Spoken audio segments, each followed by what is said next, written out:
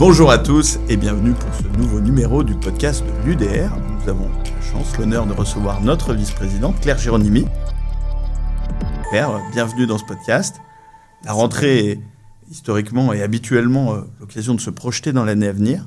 Mais peut-être pour cet épisode, pouvons-nous nous pencher sur les derniers mois écoulés, les derniers mois de l'été, où l'actualité, et notamment l'actualité qui a parfois été difficile pour les femmes, pour les Françaises, pour le droit des femmes, a été particulièrement chargée. Totalement, merci Antoine pour cette invitation. Alors l'actualité a été énormément chargée parce qu'on peut revenir déjà sur le match de foot justement de la Ligue des Champions qui a eu lieu, c'était en juin je crois, où on a pu voir très peu de femmes qui étaient présentes justement dans les estrades, etc. Et puis y compris sur la voie publique, ce qui était assez étonnant dans les célébrations, l'absence de femmes. L'absence de femmes, il y a beaucoup de femmes qui ont été critiquées parce qu'elles ont osé aussi s'aventurer dans les rues, on va dire. Donc les femmes, en tout cas, n'avaient pas leur place, je pense, pour ce match. Pourtant, c'est censé un match qui est censé de base rassembler. Donc c'était un peu triste. Même moi, j'aurais bien voulu y aller, mais malheureusement, je n'ai pas pu. Peut-être par peur, et parce que justement, on avait une certaine population qui ne nous laissait pas notre place pour y aller. Après, il y a eu également cette fête de la musique qui a fait énormément de bruit.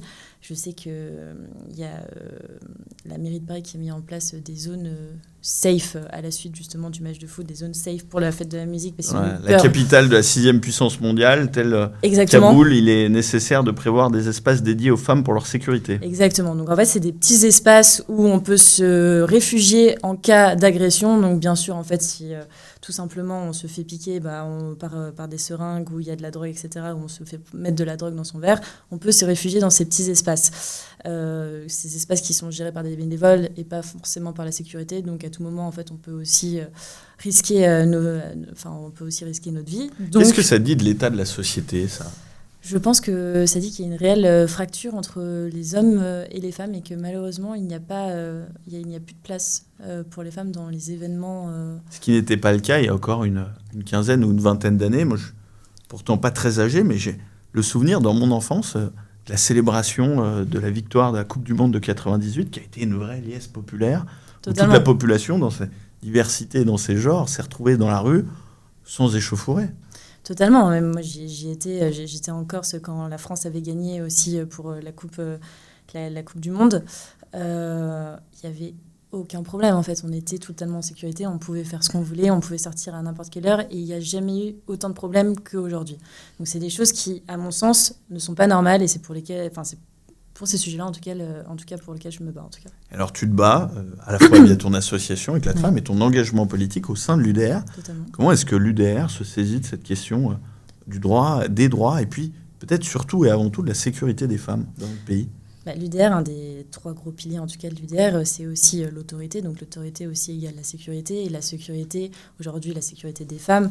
Moi, c'est vrai que je porte ce sujet sur les femmes, cette voix des femmes qu'on peut retrouver à gauche. Mais je pense aussi que c'est important de la retrouver à droite. Et malheureusement, on a peut-être trop laissé le sujet des femmes à gauche. Comme on a pu le faire d'ailleurs avec l'écologie, en leur Exactement, comme on a pu le faire. Des parties complètes de l'opinion publique. C'est ça. Et des débats d'idées. C'est ça, totalement. Et puis, en tout cas, c'est un peu le rôle que je peux avoir aujourd'hui à l'UDR, c'est-à-dire reprendre ce pouvoir qu'on a, nous, en tant que femmes, de reprendre notre place, surtout le sujet lié à notre sécurité. Je pense que c'est littéralement le sujet qui nous préoccupe le plus en tant que femmes, c'est-à-dire pouvoir sortir n'importe où, à n'importe quel moment, n'importe quelle heure, et habiller aussi comme on veut. C'est malheureusement aujourd'hui, il y a beaucoup de femmes qui ne peuvent pas le faire. On voit beaucoup d'agressions de rue aussi, dont moi-même j'étais confrontée il y a de ça 2 ans, où tout simplement, en fait, on ne se sent plus du tout en sécurité et on ne peut plus rien faire. On est obligé de prévenir nos amis, de partager notre localisation, etc.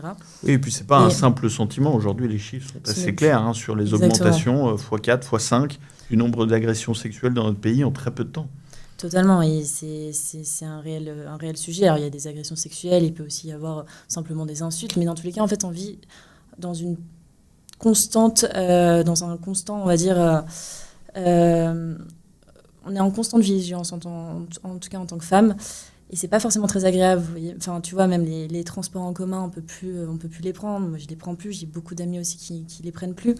Et qu'est-ce qu'on fait pour ça? Justement, enfin, on essaye. En tout cas, moi, à mon échelle, j'essaye de pouvoir porter cette voix avec Éclat de Femmes et aussi, du coup, avec l'UDR. On réfléchit aussi à des propositions de loi. On pourra en reparler tout à l'heure. Je crois qu'on peut d'ailleurs l'évoquer. Totalement. Je crois que tu as travaillé sur une proposition de loi avec d'autres parlementaires du groupe. Est-ce que tu peux nous en parler? Totalement, c'était avec Christelle Lantorny, du coup, qui est vice-présidente également de l'UDR et députée des Alpes-Maritimes. On avait réfléchi déjà depuis un petit moment à une proposition de loi. En fait, on veut condamner l'État lorsqu'une victime se fait agresser par un OQTF. C'est-à-dire qu'en fait, l'État a manqué son devoir justement de protéger une victime parce qu'elle s'est faite agresser par un OQTF. Rappelons, OQTF. Obligation de quitter le territoire. Donc c'est des personnes qui sont en situation régulière et qui doivent administrativement quitter le territoire national. Et on sait que notre pays, dans la logique des choses, a de grandes difficultés à les faire appliquer et que ces difficultés ne semblent pas se résorber sous l'ère Retailleau. Exactement. En plus, ça montre une décrédibilisation de l'État. Justement, il y a beaucoup de Français qui ressentent qu'on n'est plus du tout protégé par notre État, d'autant plus avec l'actualité chaude, on va dire. En ce moment, c'est d'autant plus compliqué de faire confiance vraiment à notre État actuel. Donc, avec cette proposition de loi, on voulait, justement, comme je te le disais, condamner l'État lorsqu'une victime se fait agresser par un OQTF. Aujourd'hui, il n'y a que 10% des OQTF qui sont exécutés. Et le coût moyen, on va dire, d'une victime lorsqu'elle se fait agresser, entre le dépôt de plainte et le procès, donc c'est-à-dire que ça inclut les frais administratifs, juridiques et psychologiques, sont à plus de 35 000 euros. Là, on parle de la charge procédurale et de suivi d'une victime. C'est ça. Je donne un exemple. Demain, tu te fais agresser par un OQTF.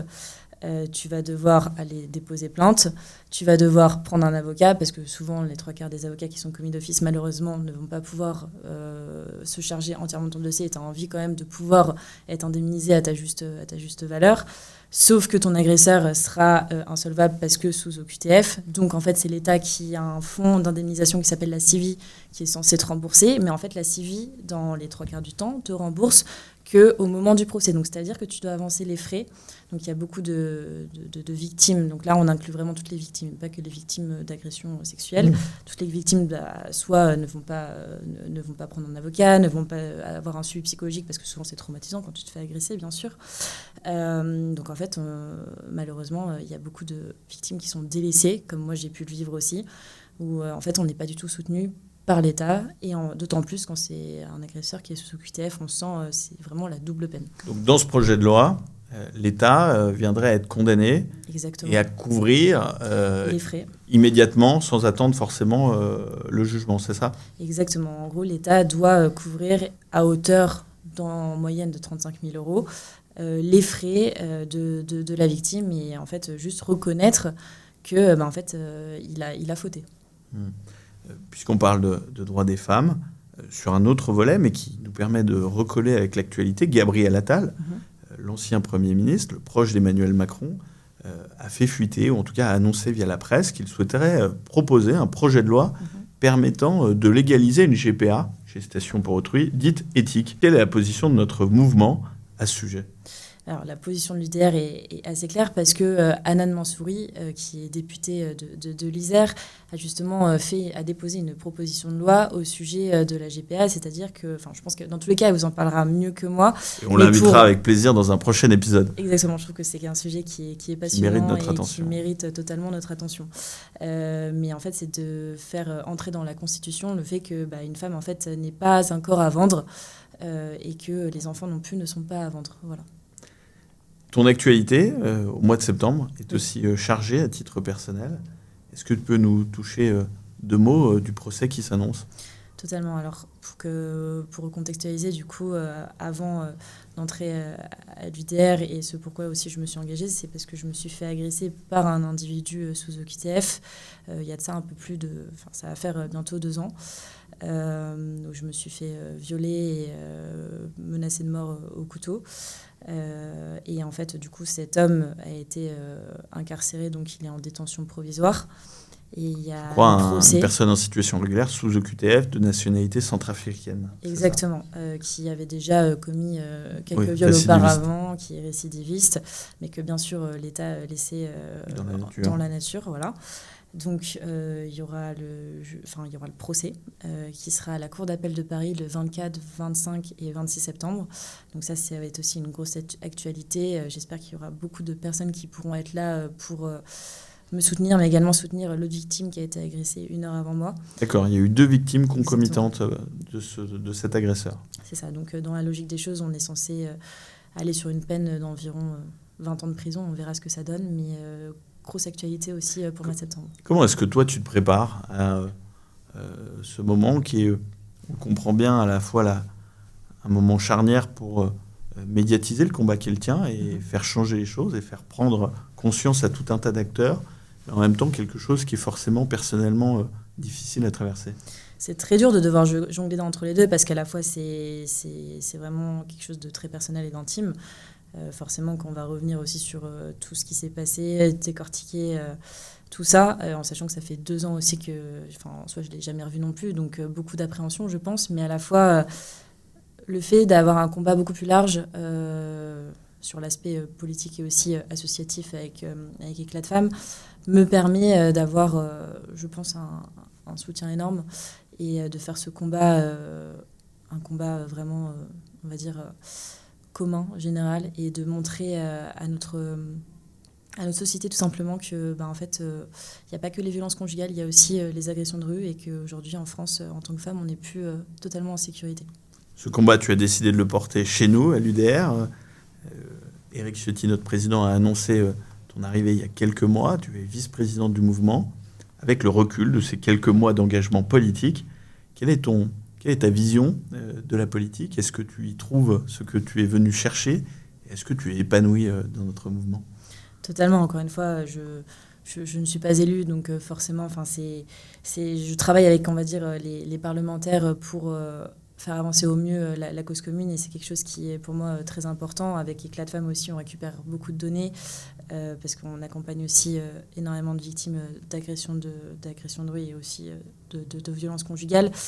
Je pense que pour moi, c'était un engagement qui était primordial, et je pense qu'au sein de l'UDR, en tout cas en tant que femme, on a toute notre place pour pouvoir mener à bien nos actions. Merci Claire Géronimi pour Merci, ce Antoine. Témoignage plein d'espoir d'une femme qui a décidé de s'engager pour faire changer les choses.